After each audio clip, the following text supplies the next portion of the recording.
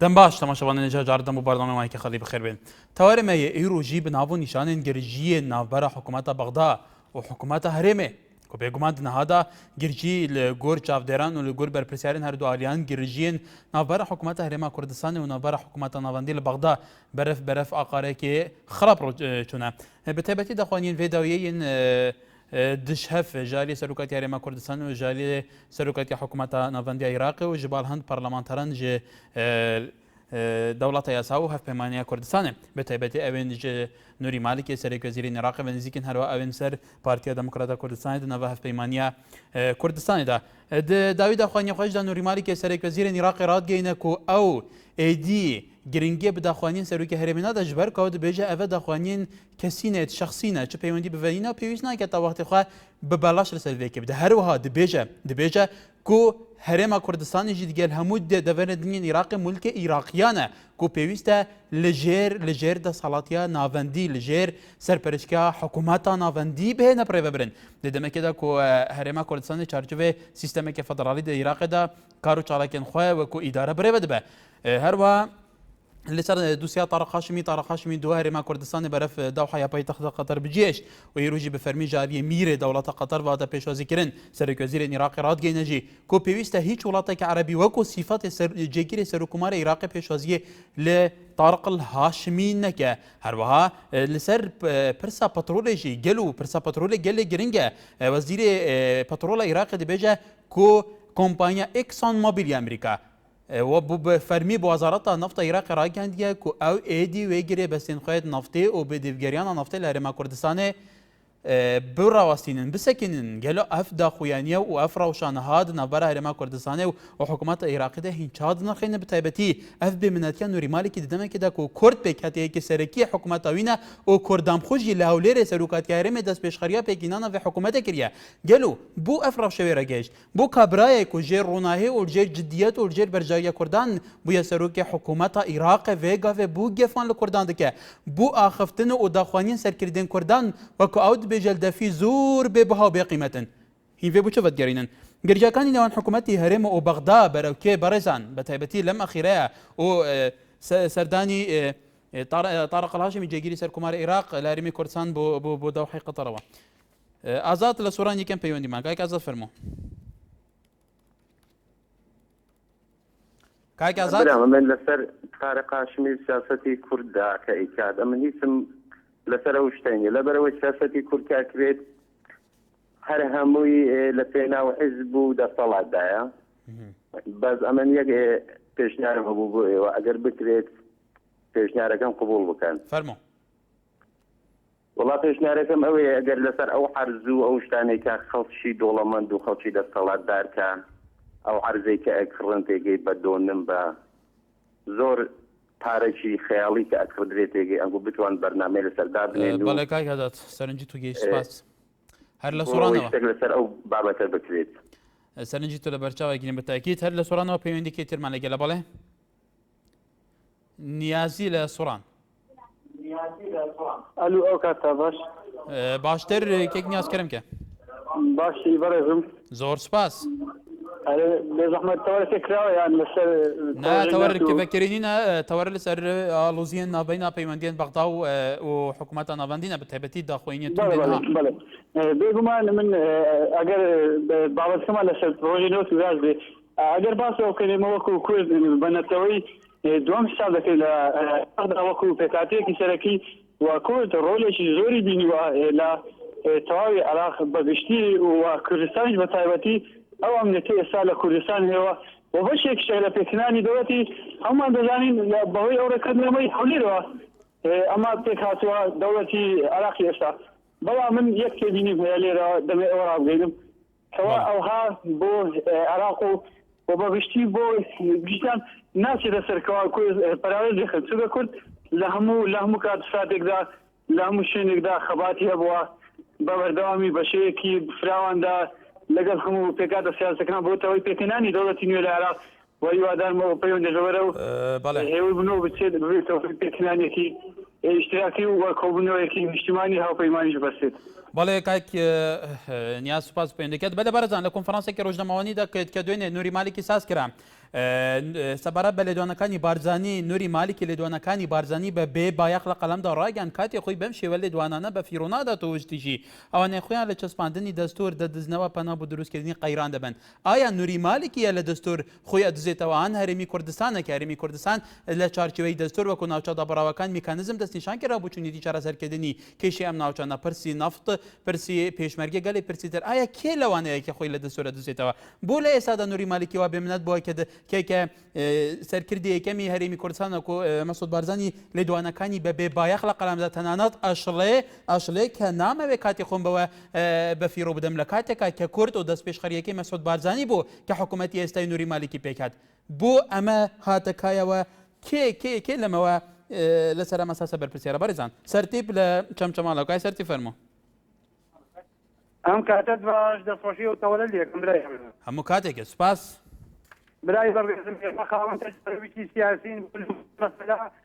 بانگشتەکان لە حکوومەتی ناوەند کێرێمە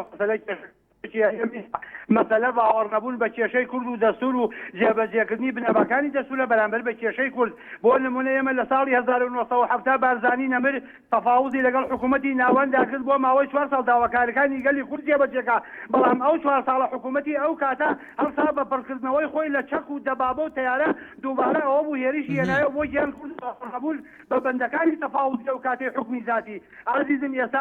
مەسەلە وتەکە سەرۆکی کوردستان نییە مەسەلە سيد المالكي قائد العام للقوات المسلحة رئيسا للوزراء مديرا للأمن العام وزيرا للدفاع وزيرا للداخلية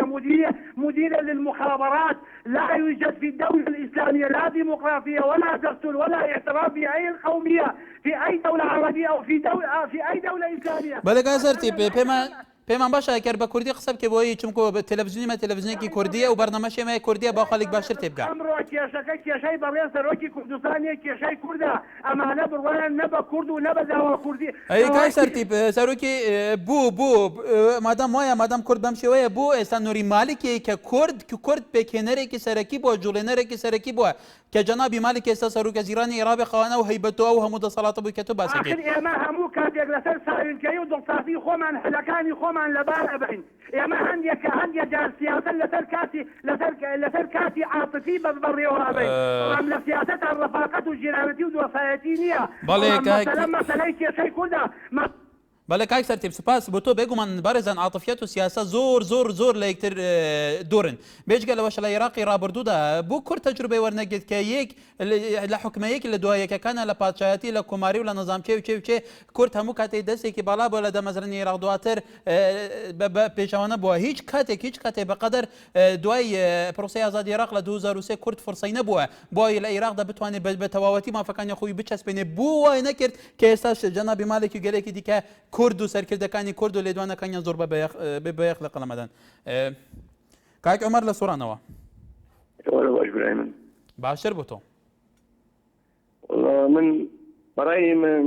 من داوا لە هەموو هەوڵاتیانی کوردستان دەکەم ئەنی پێشگیری لە وتەکانی بارزانی بکەین چونکە بەڕاستی مالکی لە هەموو دکتاتورەکان دکتاتورە ترە بە معارزەوە و بە حزبە کوردستانیەکان هەموو عنی لەو کات و ساتانەدا ئەنی پێویستە ینی هەموو یەک ڕەئی بن هەموو پێشگیری قسەکانی جەنابی سەرۆک بارزانی بکەن وا مەسلحەتە بۆ گەلی کورد ینی ناوماڵی خۆمان ڕێک بخێنەوە بۆ ئەوەی ینی ڕوبەڕووی ئەو دکتاتورانە ببینەوە زۆر سوپاس بۆ پەیوەندێکە سەرکۆ لە کەرکووکەوە کای سەرکوو فەرموو ئەم کاتت باش هەموو کاتێکت زەحمە نەبێم کارەکەتان هەچەنێ لە بیداوی جۆمێ نەبوو بەس نووری مالکی بە سەیری کەسایەتی خۆی بکات پێشووتر چی بووە ئیسا دژایەتی کورد ئەکات ئایا بەچی حەقێت دژایەتی میلەتی کورد ئەکا هەرەوەنێ پرسیارەکەم و زۆر سپاس هیوادارین بەرسیوی تۆ لە لای نووری مالکی بێ کە بوو دژایەتی کورتەکە لە کاتێکە کورد دەستێکی باڵا هەبووە لەوەی کە حکوومەتێکی تەسیس بکە هەر لە بیداتەوە تا ئێستا بوو ئێستا دژایەتی کورتەکە کوتاڵی کاروان لە دووکێ کای کاران فەرموو درقم مالکیە ئێمە بە کوردی دڵێ مار هەر مارە دژمن هەر دژمنە چ مالکی بە چ سەدام بە هەر دژمنی شەرەکی کوردە چ فەرقا سەدام و چ فەرقا مالکی یانە هەر فەرق نییە هەر دژمنە مادەمە کۆ تۆت بێژار دژمن بیت بۆ کورد دلوڤان بوون گەلڤی ماری کاروان پەیوەندیاوی قوت بوو بەڵێ بەرزان ئازاد لە شاری سلێمانی لەسەر تەوری ئەمڕۆمان کاک ئازاد فەرموو کاتۆ باش هەموو کاتێکت بەنسبەتە و بەرنامەیەوە بەڵێ ئەو نەتیجەی ئەوەیە کە چەند ساڵە کە کۆڵیان بە ڕێخستی ماڵی عێراقیەوە گرتووە و ماڵی خۆیان بەجێشتووە ئەو نەتیجەکەی دیکەی بینەوە بەخیان بە قەوەت کرد و مالیکی بۆ برا گەورە ئێستا مالیکی با پێ بڵێم ئەمریکا لە کوردی خۆشترەوێ لەبەرەوەی مەرکەزە وا جێشی بە قەوە دەبێ وا تارێ F-16 کڕێ و ئەنجا دەرکەوە ئەمە هەمووی مەسەلەی نەوت و مەساڵحە بەڵێ هیچ شتێکی تر نییە و با ماڵی خۆیان باشترکەن با بگەڕێنەوە ئیتر تەواو بەسە بەڵێ کاک ئازاد سپاس بۆ سەرنجەکەشت پێم وایە ئەمڕۆ پەیوەندی زۆرمان لە سۆران هەیە خۆشحاڵین کاروان هەر لە سۆرانەوە کاک کاران فەرموو کاکە هێوارە باش باشتر بۆ تۆ دەستخۆشی بەرنامە جوانە و لێکەم گەلێک سوپاس 2003 زانست سەدام مرد بەڵێ کاک کاران فەرمایکە دەنگی تەلەڤیزیۆنەکەت کەس کرد بەڵێ صدام كشمان يكن دكتاتوري كل او عرض او نولي ما بشيء هو صدام كمان صدام جو ايش ما نجوا نولي ما خو كم صدق خو كم صدق ربا كاكا بس كان مكناش ما كذا كبس ما كنا كما كذا وشي انا زماني كي ما كاكا نولي ما بشيء دكتاتورا ما حافظ بەڵێ کاک کاروان هەرچەندە دەنگی تۆ زۆر واضح نەبوو بەس مستەلیحی دکتاتۆرمان نەزانی کە بە مالێکی دوتەوە بە باشی تێگەشتین بەڵێ سپاس بەرحال عزیز لە چەمچەماڵەوە کاک عزیز فەرموو پسپام دەم باش دەم باشتر کەرەمکە وڵا پسما من سوالێکم ئەفتا کرد و مەسئولانی ئێمە گوێ لە میلەتەگرن گوێ لە جەماوەرەگرن بەڕاستی لە ناچاریان قساگەین ئێدەکاکەەوە مەجزیەک ئەوە نامەیە کە مەجزیەکە بۆ سەرکردانەی خۆمان بۆ میلەتی کورد ئەمەی سەدامێکی ترە دووبارە جینۆساید و ئەمفال و هەڵەبجە بەڕێوێ دەبا ناوماڵی یەک ڕێککەن لە تاکوکەی وزارەی دیفاعیشیانێ تاکوکەی وزارەتی ئەو 21 ساڵە کاکە ئەڵمانە بوو بۆ ئەڵمانە دوای شەڕی عەربی 12 ساڵ گەیەوە ئەڵمانیا کە من ئیساسم لێ ئەمە عیشیشی تێتی بکەم بەسە وەڵای سەدام حوسێن گەلە لە مالکی شەریفترە خۆنداکەی مەسعود بەرزانی نییە سەدقان مالکی پیاوترە مەسعود بەرزانی ئیسپاتی کرد مەلا مستەفایش لەگەڵ میلەتە ڕاستگۆیە دەستی خۆش بێ بەس ئەوان عەرەبە ناسێکی پیاوەکە زۆر سپاس بەڵێ سپاس بۆ پەیوەندەکەت چیا لە باژارێ دووکێ کاک چیا فەرموو بەڵێ دەمێتە ڕۆژی برا باشتر بۆتە کەرەمکە بەڵێ گەلێکی ساوی برا دەست خوشی پرۆگرامتاتیان سپاس سەرکەفتی وی ئینشەڵڵا برا مژووە کو هەر کوردێکی دوێتە ناسیا خوو بێژم بەڵێ بێژە برا بو هر کسی که وگاوی بیتن سروک وزیر عراق نا بیتن جه صدامی بگیریتن او روشو روزا صدامه که دی بیتن سرکرسی که و کردابن بخیت و سروک که پیروزی و که سروک بارزانی بجیتن دا خویانت وی چنینن اشن بزن دا خویانت نوری مالکی چنینن نکو ام کردی مسئله نوری مالکی نوید بلکو دیار و برچا و کسی که دکتاتور و یا برنیاسین کسی که دکتاتور اگه دکتاتور نبود چند پوست دست قضات کرین و ندت دست شیعه ندت دست کرد و ندت دست بله کاکیا عراق بکت دست خدا بله بارش وکی اواتود بیجی بگمان ایکش بنماین پیکینان حکومت نوری مالکی و زالکرن حکومت مالکی دولمند کردنایی به وی کلتور و وی عقلیت و وی دسالاتنا بشه هری زور کود بود دست پیش خریا مسعود بارزانی سروی کردم کردستان بکو حکومت نها تا پیکینان یا نوری مالکی سروی کود کرد نوری مالکی نکاو کتود بیجی داخوانین سروک بارزانی به بایخ لقلم داده گلو تو بو خمساری کرداجی نا و گریه به که کرد به وی اوای سیاست دیگه کسی که قلاو دیگه دیمای که کس به دجمنوان نورمال برای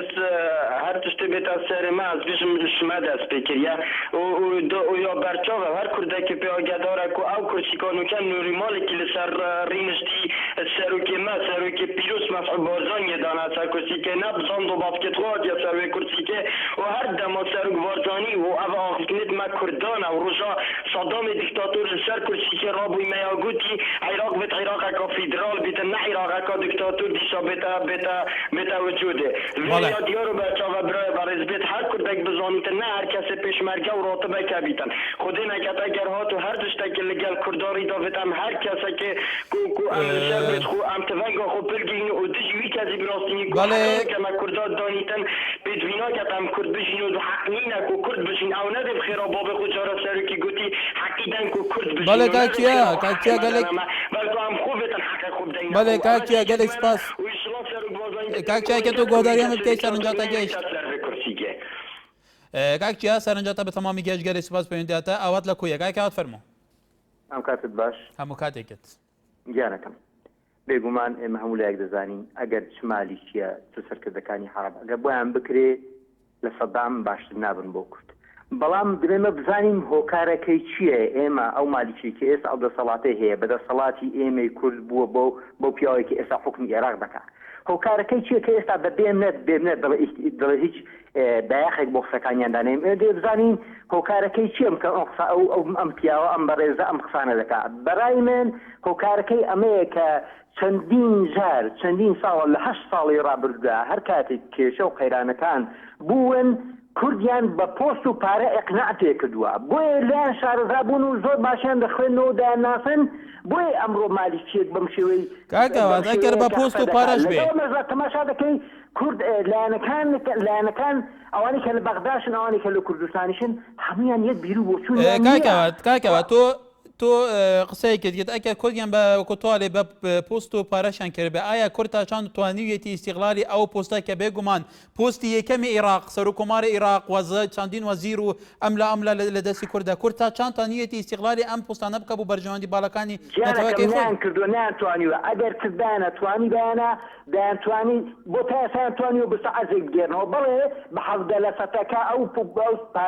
پارەی نەوتەکە بەروبوومی عێراق و کوردستان 17% هاتووە خەڵکیان ئەقناع کردو بۆ پارەیە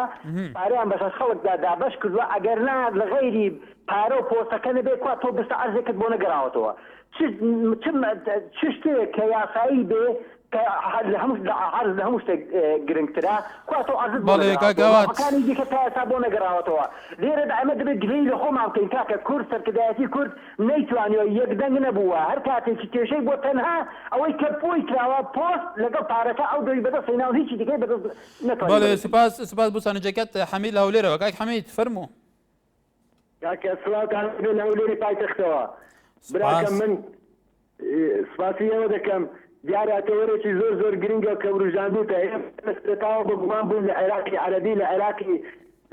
تایفی لە عێراقی مەسیحی یعنی ئەوە ئیمانێکە من بۆ شەخسی خۆم وەکو هاوڵاتیەک بڕوان پێێتی ئەگەر هەموو عێراق بەدەست کوردەوە بێ نەک عەرەبەوە هەموو وەزیر و سەرکۆماریان داپەرلەمانی بەدەست کوردەوە بێ بەمەرجێ پابەند نەبێ بە یاسا بە دیموکراتێتەوە کۆنەمان نایە ئەمانە بە چ عەقڵێتێکی باجێ و بەچێکی بیابانەوە عقلێتی تونندڕەوە حکم دەکەن ئێمە میلەتێکین بەزەوە پرسێکە بۆ ڕای گشتی ئێمە میلەتێکی مرۆڤین ئینسانین مسلمانین ئەگەر کوردستان ئاوەدان بێ ئەگەر کوردستان ببوژێتەوە سەرۆەتی حیوانیە بێ بەبوومکی سوپەری هەبێ هەتا ئەگەر دەوڵەتیشی هەبێ چ زەرێنێکی بۆ عەرەبەیە چ زەرێنی بۆ تورکەیە چ زەرێنی بۆ فارسەیە مرد هەڕەشە نەبێ فارس بێ بە یاسا و ڕێساکانی نێودەوڵەتیەوە چ زەرەوی هەیە بۆ عەرەب چ زەرەوی بۆ وڵاتانی دەوروبەر ئەوە تا عیلاقەیەکی باشەیە لەگەڵ ئێران لەگەڵ کۆماری تورکیا لێمان تێگەیشتوونەوە بیر و ڕای سەرکردایەتەکەشێتی بەڵام ئایا حەقی خۆیانە دەبوایە ئێمە لە خەریتەی کۆنی ئەسمانیدا عێراق سێ ویلایەت مووسڵ بەغدا بەسرە ئێمە دەبوایە داوای مووسڵ و تکریت و باقوبەش بکەین دەبوایە نەک بکە کوک رازی بین ئەمە خەریتەی کۆنە دەبوایە ئەو ناوچانە سەلاحەدینی ئەیوبی ئێمە سەلاحەدینی ئەیوبی لە نەفسی تکری لەدایک وە کاچی من بەڵام ئێمە بۆ خۆمان غەدر لە خۆمان دەکەین پێچەوانەی ئەوە دەبێت بڕێنەوە بۆ ڕای گشتی ئەو میلەتە بەس تاپۆ نییە لەسەر یەکێتی و پارتی لەسەر هەموو هەموو پارتە سیاسیەکان هەموو هەوڵاتیانە هەر وەختێ سەرکردا سەرۆکی هەرێم سەرکردایەتی کورد بۆیە هەمێتا بسمیلای لێ دەکەین بۆ هەر شتێ ئێمە لە خەڵکی کوردستان پێمان بڵێ من وەکو ڕای شەخسی خۆم دەزانم ڕای زۆری نەشەوە زۆر سپاس کورد بیناسایت نەکرێتەوە بەڵێ کاک حەمید زۆر سپاس بۆ سەرنجەکانت ڕەمەزان لە زاخ و دیگەرمە کاک ڕەمەزان کەرەمکە مرحبا برا چاوانی باشی سەرچاوا گەلێک سپاس کەرەمکە برا عراق که نظامان دکتاتوریته کانون المالکی وقتی چنه بو و حتی سویرات حالتی جدا غرور بو درابی خیراب 10 سالات خیراب کرده و گرتی مقدمه خواسته کرده فرض کرد میگه مثلا که یک منجر بیجین اگر عجل بزنی ها نال شوانی خود نجابت مالک مالکیه هاتوات بیجین بله اها دی باشا آره والله سپاس زمین است کو اگر چنا بیدو بیدا سر حکمی خیرا شخص که سرو که هری میگه دا طلب رئیس وزراء ملك رمضان تدبيجي نها كردان دي عراق دا صلاحيات هبن وكو جاران او كارتين زختين قوات هبن بكاربن وكو تدبيجي مالكي اللي سر بوستي لابن ان زختين سر مالكي چيكن حوصل برامبر سر كردين كردان حوصا دا خوانين كردان سر كردين كردان بلاواز وبقيمه حساب نكد خدا بيجم اگر نه كرد العراق دا عراق قد مرافق شيكن يبيتنا في عضا يا شويه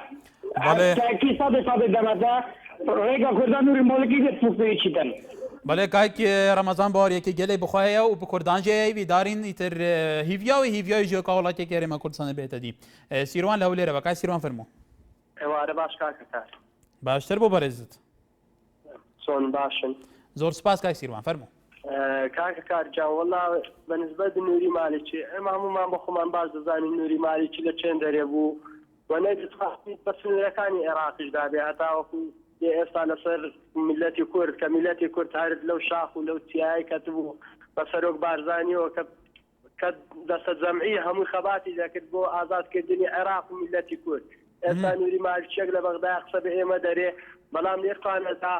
کوا ئەو ڕۆشنبیرانەی ئێمە کە چەند ڕۆژە لێکدانەوەیەک دەکەن لە بە وتەکانی بارزانی ئاها لە ڕۆژی نەورۆز قسەی کرد بۆ سەرۆک بارزانی لە تایبەتی خۆی قسەی نەکرد و کاکە کارجیان ئێمە ئەگەر لێک دەینەوە سەرۆک بارزانی حەقەکانی گوتیە کاکە ئەو کێشانەمان هەیە ئێمە لەسەر کێشانەی بەڵام ئەو ڕۆشنبیرانەکە خۆیان ئێستا بە ڕۆشنبیر و نووسەر و نازانم چی دادەنێن ئەو لێکدانەوانە هەڵەیە و نازانم چی ئەوە نووری مالکی قسەی بە سەرۆک بارزانی نەگوتیە گەمە بێن لێک دەینەوە قسەی بە هەموو میلەتی کورد گوتیە سەرۆک بارزانی شەرعیەتی میلەتی کوردی لەدەستا سەتا هەفتای دەنجی هینایە لە کوردستان قسەی بەوی گوتیە دەکات قسەی بە میلەتی کورد گوتیە بەڵێ کای سیروان ڕۆشنبیرەکان با هەڵوێستن کە ئێستا کە بابێن لێکدانەوە بکەن لەسەر تەلەڤیزیۆنەکان شۆڤە بۆ ئەوتانێ نووری مالکی بدێت کە قسەی یان بە سەرۆک بارزانی گوتیان بە میلەتی کوردی گوتیە بەڵێ کای سیروان ئێمە زۆر هەلەینە دێن قسەی سەرۆکەکی خۆمان ئەخەر نووری مالکی جێ لە وتانەی ئەو ڕۆشنبیران کە بەناو ڕۆشنبیرن بەڵێ کای سیروان بەڵێ سوپاس بۆ سەرنجەکەت بەناوی ئەو ڕۆشنبیرانەوە قسەی دەکەن مالکی جێ لەو قسانە دەبێ ئەو قسانە دەکاتن بەڵێ کای سیروان بەڵێ کای سیروان سوپاس بۆ سەرنجەکەت بێگوم هەر کەسێک ئازاد دەچون لێدوان و لێکدانەوە بۆ وازەکە کا چاودێرەکان بەرشێوەیەک بێ بەرحال بەڕێزان مەسعود بارزانی لە پێشتردا وەکو ئێوە بیست جێتان لێ ببووە باسی لەوەیەکە کە لە عێراق دەسەڵات خەریکە بەرەو دیکتاتۆریەتەوە نووری مالکی هەموو دەسەڵاتەکانی عێراق بۆ خۆی قۆڕخ کردووە هەوڵەدا سوپای 1 میلیۆنی دروست بکە حتا بەپێی زانیاریەکانی NRT لیوای هەشتی سەر بە فەرقەیسەی ئارتشی عێراق لە حەبانیە کە زۆربەیان کوردن و خەڵکی شاریدەوەکەن هەمویان لە پۆستەکانیان لادەن و خەڵکی عەرەب دێن لە جێگان دانێن تەنانەت سوپاسەڵاری عێراقیش بابەکر زێباری لیوا بابەکر زێباری لەوێش خەڵک چوتە بۆیە کە کێشە چارەسەر ئەویش لە هیچی بەدەستی منەیە حتا مەسعود بارزانی سەرکاری کوردستانی ئیشارەتیش بەمادا کە دەسەڵاتدارانی کورد لە بەغدا مادەم هیچیان بەدەستە نەبێ بۆ هاوڵویستێکی تر نێن ئەوە یەکێکە لە پرسیارەکانی جادەی کوردستانی ئەی مادەم ئەو دەسەڵاتانەی بەدەستەوە بێ بۆ پێویست بەکاریان نێنەوە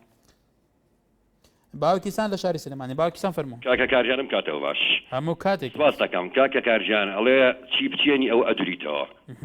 ئەمە ئەزمەیە کە دروست بووە ئێستا مەسعود بارزانی خۆی دروستی کردووە کورد خۆی دروستی کردووە ئەینا بۆ لەوە پێش ئەم هەموو پارە زۆرەی یا بە مالیشی سیارە و خان و دۆنمی دنیای یاوەتە لە هەولێر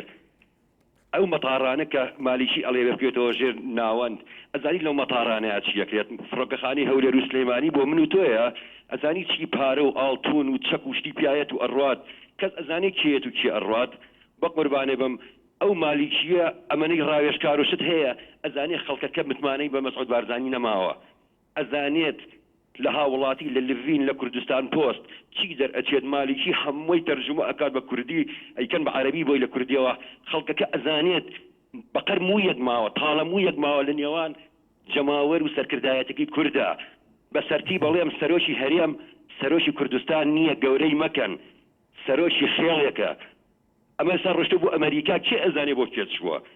جەماوەرەکە ئەزانێ میلەت دەزانێ بۆچی چووە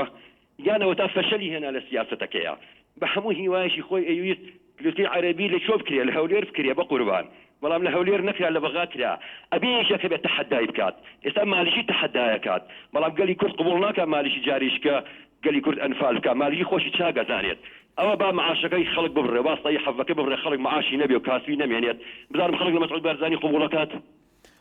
بەڵێ کەواتە مەدەم ئەو ڕەوشەیە ئەلتەرناتیڤ چییە باوکیسان ئەلتەرناتیڤ چییە بۆی کورد بتوانێت بە میکانیزمێکی گونجاوتر کێشەکانی ئەلتەرناتیڤ حەڤەی شوباتی ساڵی پار بوو لە سەرای ئازادی کە ئەو جەماوەرە داوایە کرد سەرۆکایەتی هەرێم هەڵوەشێتەوە ئەیەن شت ئەویش دیکتاتۆرێکە ئێستا هەرچی دەسەڵات هێرە خۆیەتی ئەوە تا ئامۆزای خۆی بە شەقوتی هەڵانەیەت لەبەرەوە بەس ئەوە نەئەڵێم من متمانەکە نەماوە متمانەکە نەمێنێ بەقەر یەک تاڵەمووی ماوە کە بشڕا ئەبچڕێ لەبەرەوە بێ خەڵکەکە هوشیار بێتەوە بزانێ ئەمانە چی ئەکەن و چی ناکەن بەڵێ باوکیسان سپاس بۆ سەرنجی بەڕێزی شۆڕەش لە ئاربەتەوە کاک شۆڕەش فەرموو ئەم کاتەیە با دەستخۆشیێن بەرنامەشی لە یەکەم گەلێک سپاس سەبارەت بە مالیکی بەڕێزم مالیکی ئەمە ئەگامان لە هەموو بانکارێکانە کاتی خۆی جعفەری لەسەر حکوم بوو هەر کورد پشتگیری لە مالیکی کرد و مالیکی هێنا هەر جەنابی مامزا حەسەد وەردانی بوو ریسی کوردستانی بوو لە بەغا پشتگیریان لە مالیکی کرد و مالیکیان هێنا کردیان بە سەرۆک وەزیران ئێستاش هەر لە سەر پێشنیاری جەنابی مەسعود بەرزانی بوو کە لە کۆبوونەوەکەی هەولێرە کە معارەزەی بانگ نەکرد هەمویانی بانگ کرد و لێ بۆی کرد و مالیکی کرد بە سەرۆکی عێراق وەزیرە عێراق ئێستاش کێشەکەیان من پێم وانییە کێشە مەسەلە کورد بێ کێشەی بینی مالوکی و مەسعود بەرزانی مەسەلە نەوتە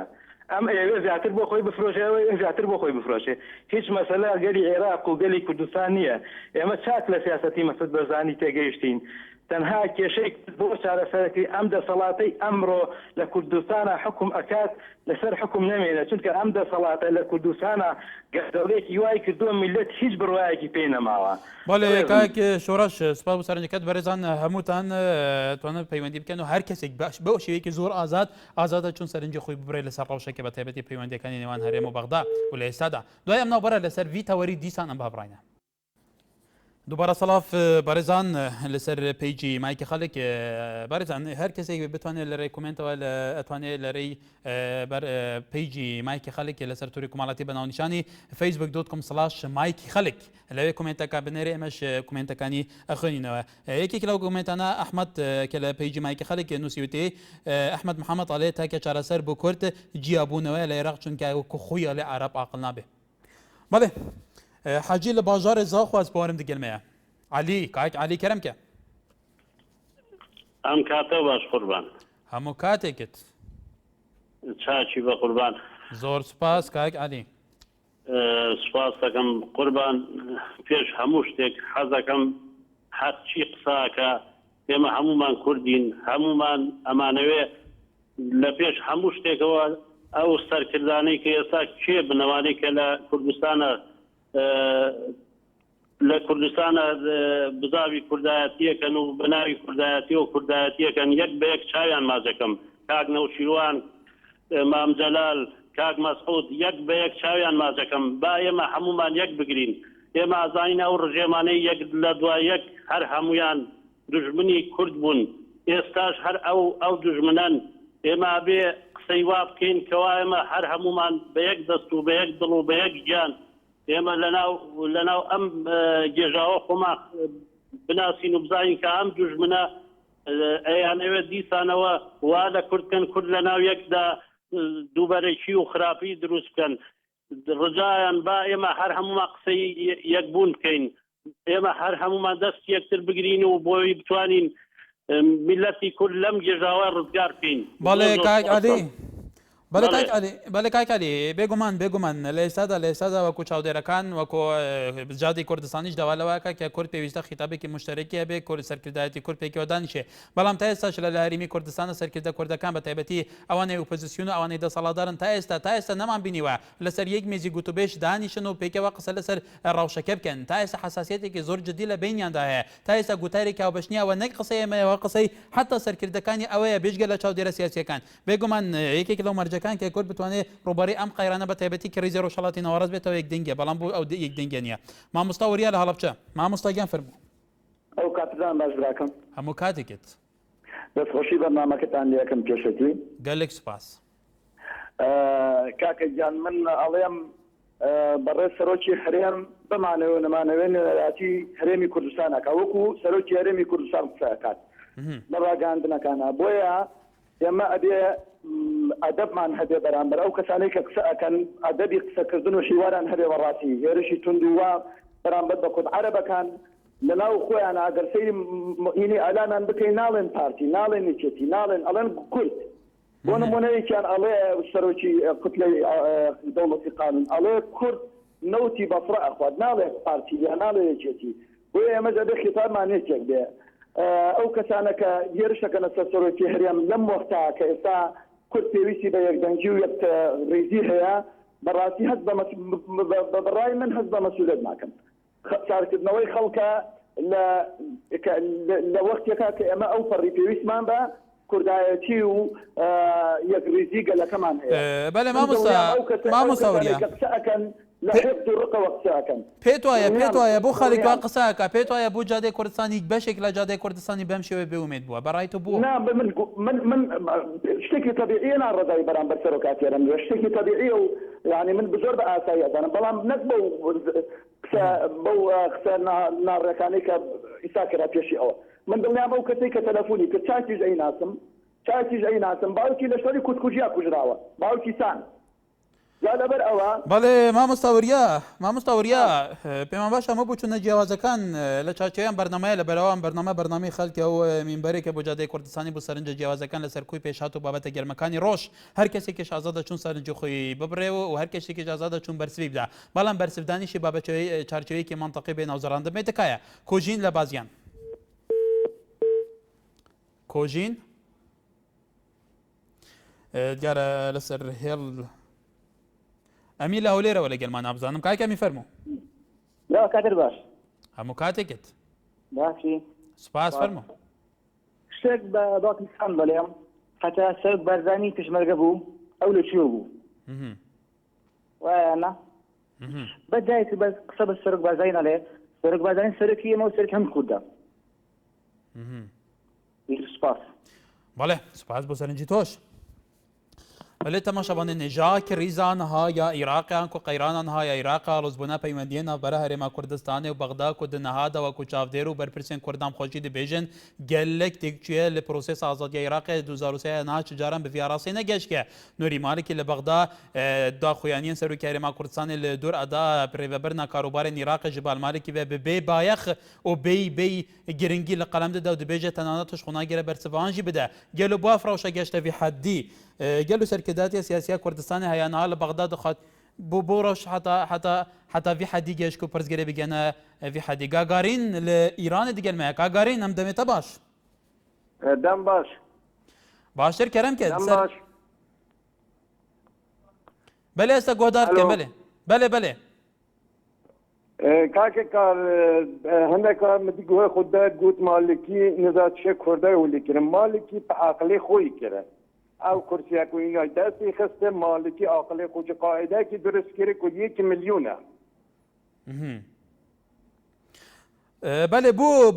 بۆ کورد گەشتە vî hedî ku malekî bi vî rengî teamilê gel Kurda biket û serkردên Kurdan giringiyê pê nedet û wisa daxwaniya bide dikaya gegarîneke bersivê vê kerem ke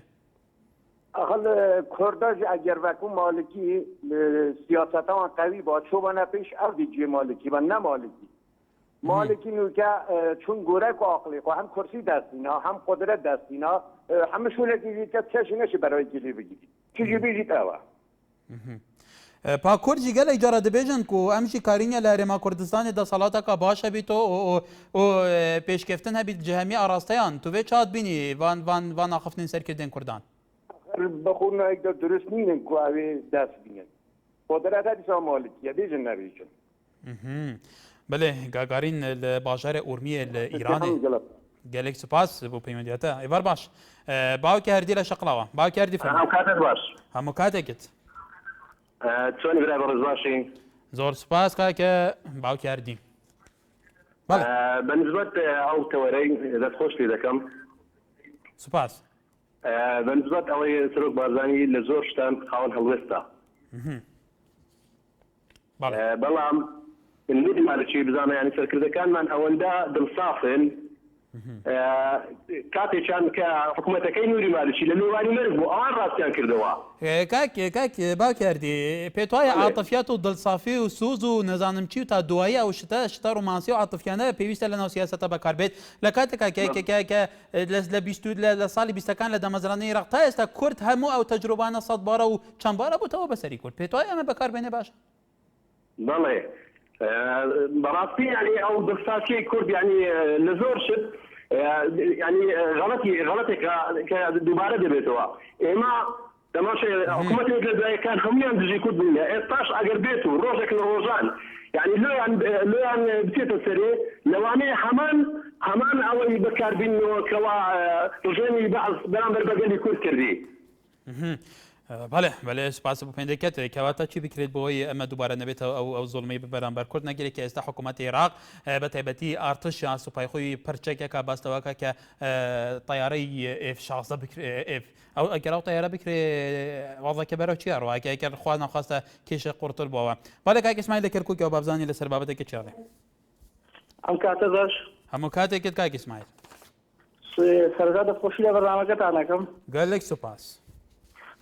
بەڕێز وڵە لای هەمان ئاشکرایە ئێمە گەلی کورد ساڵەها ساڵە چەندەها شۆڕشمان کردووە لە پێناوی کوردستانە ئێستش سوپاس بۆخوا تا ساحەبی خاوەنی سەرک بەرزانی بین ئینشەڵا هەموو مافەکانی گەلی کورد دێتە دی بەڵام سەبارەت بە مالیشی ئێمە هەمومان دەزانین هەر کەسێک لە بەغدادا بچێتە سەر کورسی و دەسەڵات دژایەتی کورد دەکات بەڵام من یەک شتم پێ ناخۆشە ئێمە گەلی کورد ئێمە گەلی کورد لەنا خۆمان خۆخۆرین یعنی سەر قایدێکی وەکو مامتەلال یانەکو بەڕێز کاک مەسعود ئێمە گوناحە بە ئاها باسییان کرد هەم جەنابیان باوکی سان سلێمانی و تەلەفۆنەکات یعنی ئێمە با لە ڕاگەانەکانی خۆمان سەرۆکەکانی خۆمان ئاوا بە بچووکی سێر نەکەن بەڕاستی ئێمە سەرۆشێکمان هەیە هەموو دنیا اعترافی پێکات هەموو دنیا وەلێ کاک ئیسماعیل کەواتە مادەم تواڵێ بەم شێوەیە باسی هەردوو سەرکردە مەسعود بارزانی و جەڵال تاڵەبانی ئەیکەیەوە ئەوان سەرکردەی دوو حزبی سەرەکی لە کوردستانن و ئەوان دەسەڵاتی ڕەها لە کوردستان و لە عێراقیان بەدەستەوەی ئەی بوچ ئەوان نەبوونە هۆکاری ئەوە کە ناوماڵی کورد لە کوردستانی لە باشووری کوردستانی یەک بخرێ بۆ ئەوان نەبوونە هۆکارێکی ئەوە کە بەم شێوەیە مالێکی زل و زەبەلاح نەبی نەکرێت کە ئێستا حتا لێدوانەکانی ئەوانیش بەبایەخ لە قەلەمەدا پێت وایە ئەمە گوناحی کێیە ئێمە بمانە نەمانەوە هەموو کەسێکی غەڵەتی هەیە بەڵام ئێمە ئیشەڵا ئیتر ئەو شتانەی کە لە ڕابردووە ڕووداوە ئیشەڵا بەدڵنیا ئەو شتانە ئیشەڵا دووبارە نابێتەوە ئێمە سەرۆک هەردوو سەرۆک توانیوانە جەنابی مامچەلال لە بەغداد ئێمە بێ شانازی پێ بکەن نەکو گەلی کورد کە لەوێ تێ کۆشەماندوبوونی وەکو جەنابی کاک مەسعود سەفەری کردووە بەڵێ کاک ئیسماعیل نابێت بپرسینەوە بڵێن بۆ چۆ ڕێوە یان بۆ چۆن ڕێوە سەرۆکە نابێت دانیشێت ئەو شتانی بەرنامانەی بۆ ئێمە شی بکاتەوە ئێمە بێ پشگیری لێ بکەن لە ڕاگانەکانی خۆمان بە باشی باسییان بکەن نابێت ئێمە بێ بەجددی پشگیریان لێ بکەین بەڵێ کاک ئیسماعیل سوپاس سەرنجی تۆ گەیشتێ ئێمە باس لە پێشاتێکی تازایکەن لە ڕووداوەکانێکی نەکۆخۆی ئێوە خۆتان قسە لەسەرەکەن پێشڕەو لە هەولێرەوە کای پێشڕە فەرموو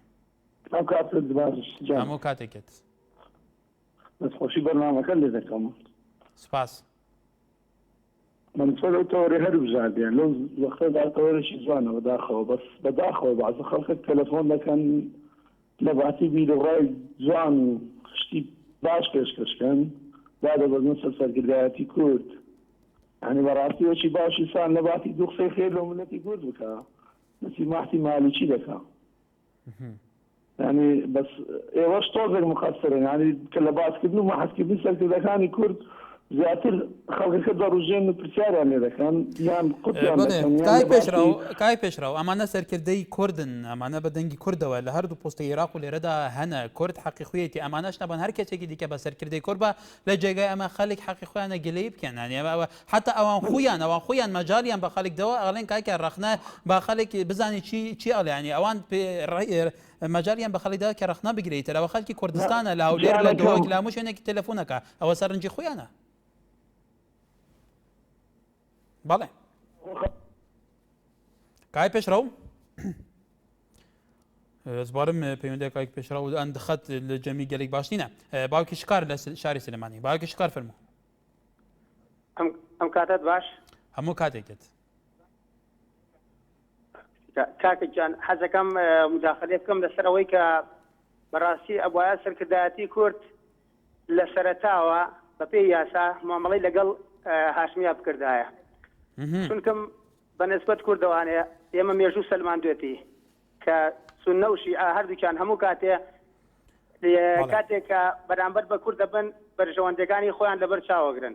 کاتێک کە پێویستیان بە کورد بێ کورد ڕاکێشنە ناو ئەو مەسەلانەی کەوا خۆیان لە مەسلحەتی خۆیانە یعنی ئێستا هاشمی کاتی هەڵبژاردنەکان ئەگەر بەبیرمان بێ تەنها کەسێک بوو کە حەقی ڤیدۆی بەکارێنا بەرامبەر بە کورد توانی 3 کورسی لە کوردەکان بسەنێتەوانێ لە منطقەی مووسڵ و تکریت و ئەوانە و بخاتە سەر لیستی عراقیە و دوای ئەو سەرکەوتنەش لە کەناڵەکانی ڕاگەیاندنەوانەیە ئەوە بوو پیرۆزبایی لە خەڵکی ڕوومادی و نەجەفە کرد کەوا بەڕاستی یانی توانیانە سەرکەوتن بەدەست بێنن ئایا بەرامبەر بە کێ سەرکەوتنیان بەدەستێنە بەرامبەر بۆ کورسیانەی کەوا کورد لە کاتی هەڵبژاردنەکانە دۆڕاندی لە ناوچەی مووسڵ و تکریت و ئەو شوێنانە بەڕاستی ئەوایە لە سەرەتاوە سەرکردایەتی کوردی یعنی مامەڵەیەکی یاسایانەی لەگەڵ هاشمیا بکردایە و تەسلیمی حکوومەتی بکردایەتەوە بە قەناعەتی من بەڵێ سپاس پەیوەندیکێت باوکی شکار بەڵێ بەڕێزان پسپۆرێکی یاسایی لە عێراق ئەڵێ ڕۆیشتنی تاڕق الهاشمی کە بە تۆمەتی تیرۆر داوا کراوە لەلایەن دادگای بەغداوە ئەڵێ بەرپرسەرەتی دەکەوێتە سوی دەسەڵاتی جیبەجیکردن لە هەرێمی کوردستان کە بڕیار بۆ ئەوان شاندە بوو کە پێویستە تاڕق الهاشمی ڕادستی حکوومەتی ناوەندی محکمە بکرێتەوە هەروە محمود عوسمان وەکو ئەندام پەرلەمانێکی کورد لە پەرلەمانی عێراق ئەویش باس لەوەکە کە چوونی هاشمی بۆ قەتەر دەستێوەردانی وڵاتی قەتەرە لە کاروباری عێراق بڵێ پەیوەندێکی ترمان لەگەلە بەڵێ فەرمۆ کاک عومەر لەو لێرەوە زۆر سپاس فەرمۆ ممنون کاکەوە دەستخۆشی لە بەرنامەکەت دەکەم سپاس ئەوە بەنسبەت سەرۆکی هەرێم سەرۆکی هەرێم سەرۆکی هەموو کوردستانە هەموو هەرێمە بەلام دوو شخصێت لە سلەیمانی تەلەفۆنەکە یەک لە پێنجم تەلەفۆنەکە قسەی ناشرینی ناڕێک کاک عومەر ببۆرە نەمان بیستووە ڕەخنەیەکی نەمان بیستووە کەس کاک عومەر ببۆرە نەمان بیستووە کەس قسەی ناشرین بکە ئێمەش بمەجال بە هیچ کەسێ نادەن تکایە قسەی ناشرین بکە لەبەرەوەی ئێمە باسی پەیوەندیەکانی نێوان هەرێمی کوردستان و عێراقەکەین نووری مالکی باس لەوەکە